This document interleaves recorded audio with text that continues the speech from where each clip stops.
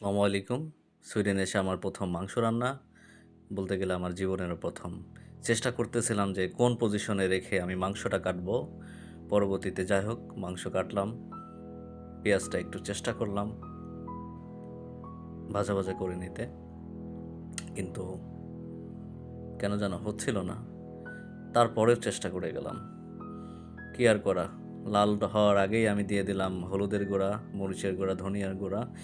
কিন্তু দেখে মনে হচ্ছে হলুদটা একটু বেশিই পড়ে গেছে। যাই হোক কোনো ব্যাপার না। পরবর্তীতে আমি মাংসগুলা দিয়ে দিলাম। মাংসগুলা দেওয়ার পরে একটু চেষ্টা করলাম নেড়ে-চেড়ে যাতে মশলাটা মাংসের মধ্যে যায়।